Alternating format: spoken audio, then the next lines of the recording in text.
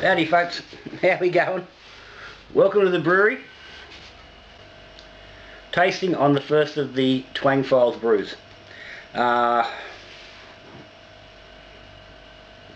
batch beers there. It's got a bloody floater of, I'm going to say it's a floater, but it's actually sinking. So it's not really a floater, is it, if it's sinking? It's a sinker. Anyway, this is the two brews. Before we get into these, big shout out to Little John's Patreons. Patrons and their support of the channel are the main reason I can do this sort of stuff. The reason I got the ability to do these sort of experiments, because I wouldn't be doing them without the support of the Patrons. If you're interested, there's a link down the bottom. Jump on, it might be just for you. Prizes, there's bonuses, and main thing, it makes you feel all nice and warm inside that you're helping out. But anyway, back to the beers. What we were looking at in this experiment is the Kit Twang related in any way or in some way or partially to the use of hop extracts within the Kit extract brews. And how we're doing that is simply by brewing this beer, Cooper's Australian Pale Ale, with some BE2 and some BRY 97 yeast. Very simple, very much how it's recommended to brew. This beer is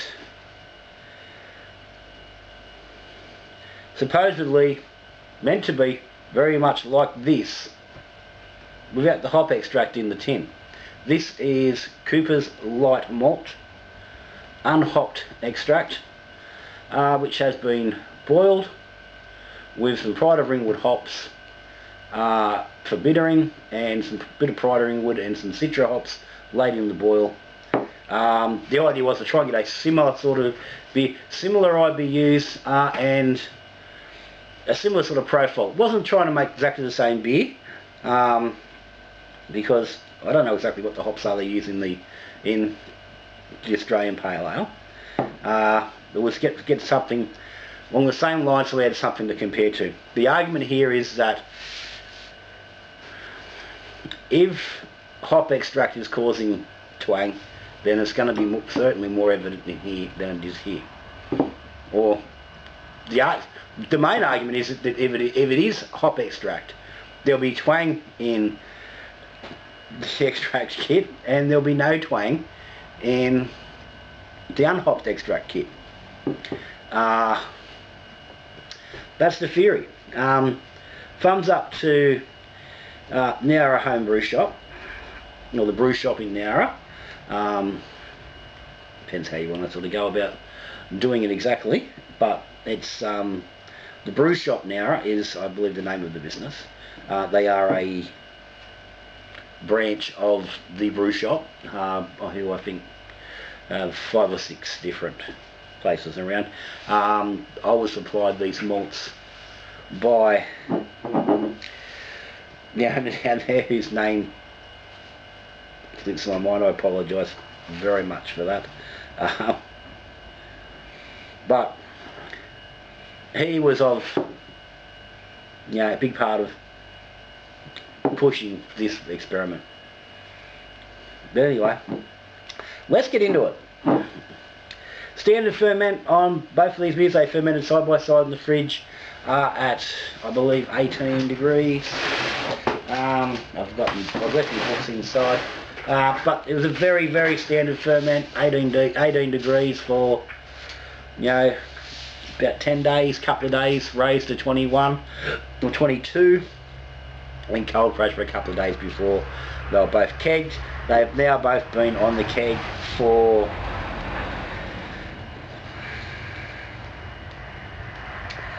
and again, if I had my fucking book, which would have been really handy, I could tell you, but it's probably about 3 weeks since I went into the keg. Kegs have been on the fridge for about a week. So pressure fermented. So I've done what I can to sort of try and alleviate the kit twang. Straight away I can smell it in this beer. I could smell it when I was pouring it off the tap. And I'm not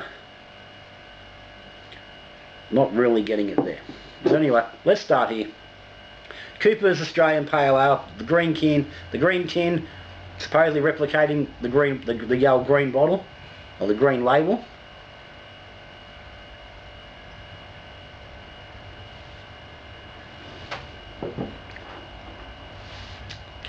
Now I've only had very small samples of either of these beers prior to now. Okay, yeah, there's twang in that beer.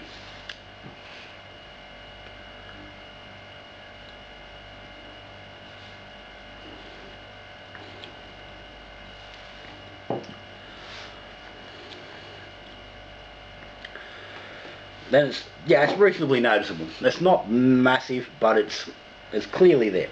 So yes, we've got what we expected. You know, we've got twang in that beer. We're going to go over this side.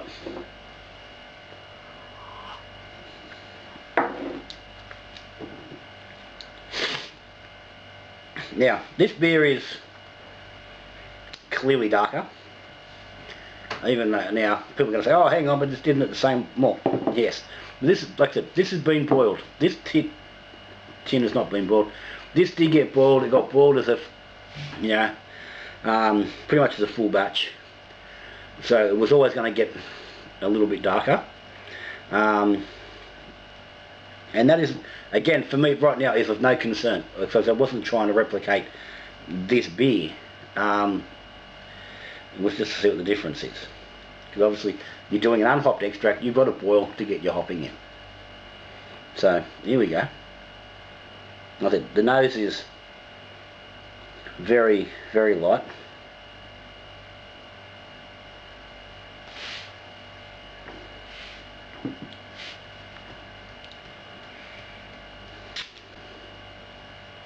There's twang in that.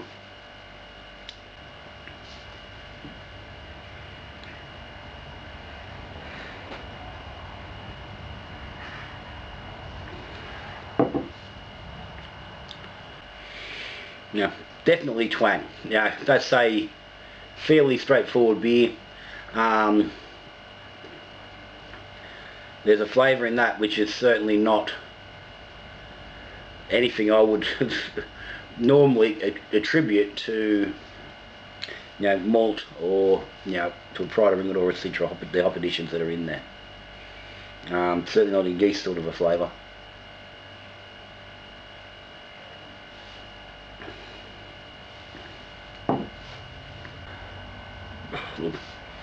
It is more, I think, significant in there.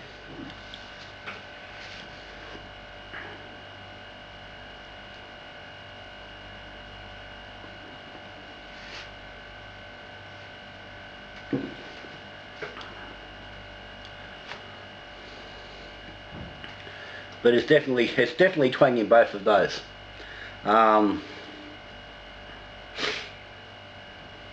So we haven't got a miracle. We haven't got a we haven't got that much the great outcome, the great sudden solution, which, I don't know, maybe some people were hoping for. I've said this in discussions with plenty of people. I didn't expect, even if the hop extract was contributing, I really never expected it to be the whole problem. I've always said the tinning process has got to be causing part of the issue. It just makes sense. You take anything and concentrate it, any food stuff, anything where you evaporate it, where you condense it and then re-evaporate, it's never clean. There's always, something not right with it.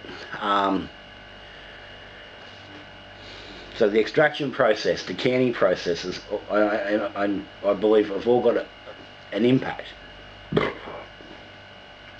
I do want to say that I believe that hopped can has more twang than the unhopped can does.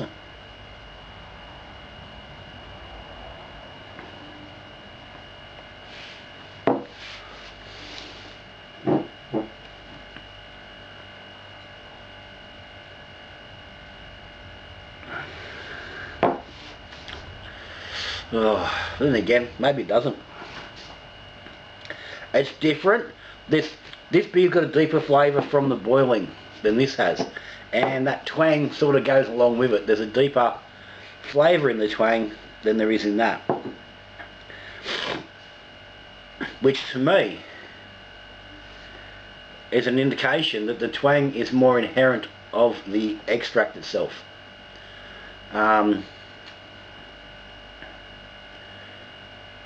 Because it's not, you know, whacking in here and then, you know, considerably lighter in there. For me, it seems to be of a fairly similar level. I said it's just a different, and that's what's getting me. Realistically, the flavour is different. It's a lighter flavoured twang, heavier flavoured twang, and that goes along with the flavouring of the beer, the underlying beer. This is lighter, this is heavier. Just goes without saying, just looking at just the colour difference. And, you know, you can see that that's going to be a heavier tasting beer. It's not a lot, but it's noticeably different, both visually and certainly on the palate. So, what that brings us to right now is that we've really got nowhere with this experiment.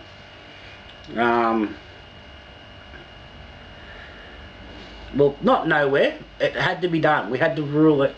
You know, we've got to rule things in and out to get anywhere. And this really had to be, for me, had to be the starting point. Had to rule in or out whether the hopping itself is playing a part.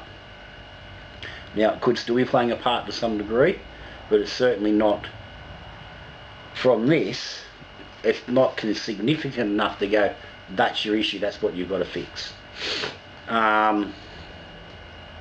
So it's going to be interesting going forward from there, because I'm going to have to think about where I take that.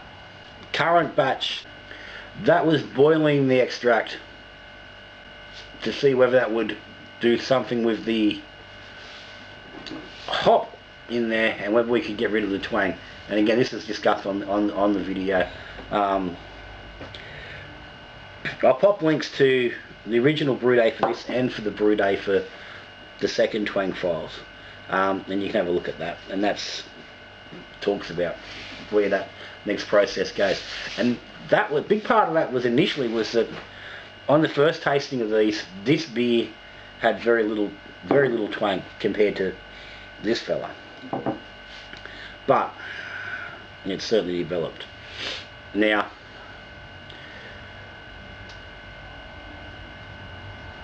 in the big picture, I said these beers are only 3 weeks old. I've always said that kit beers need 9 weeks. 8, 9 weeks.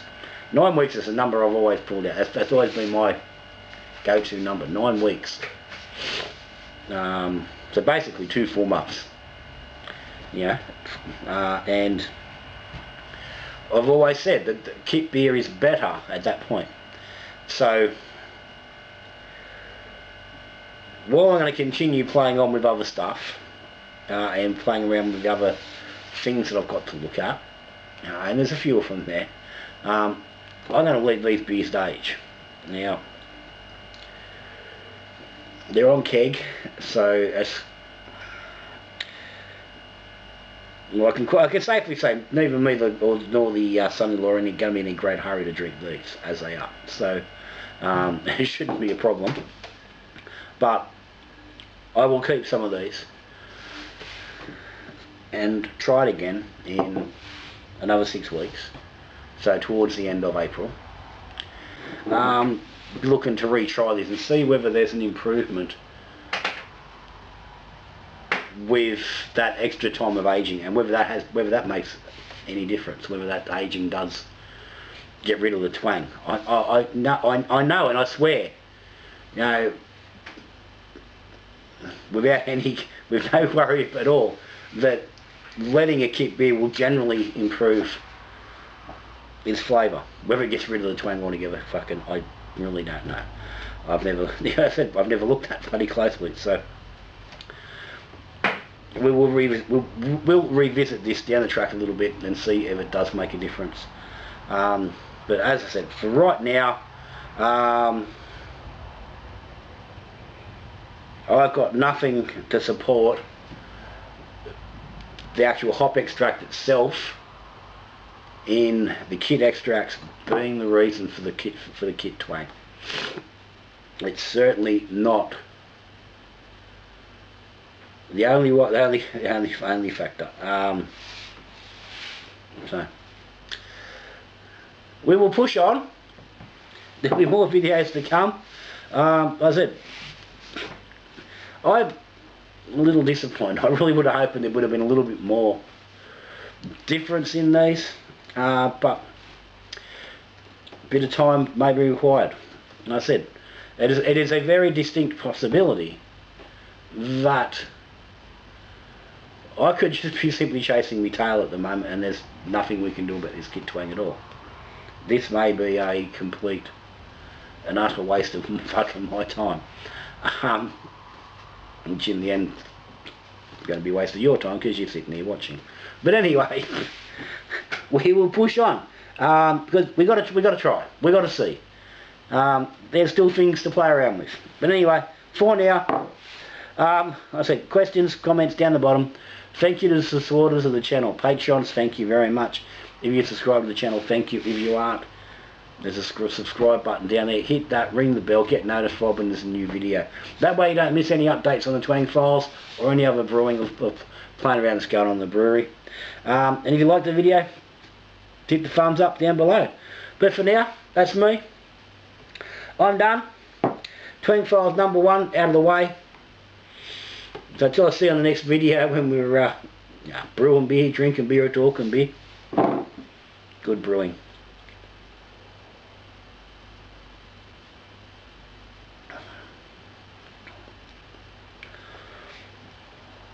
It's a shame. I think there's probably a half decent beer on it if it didn't have the fucking twang. Anyway, cheers guys.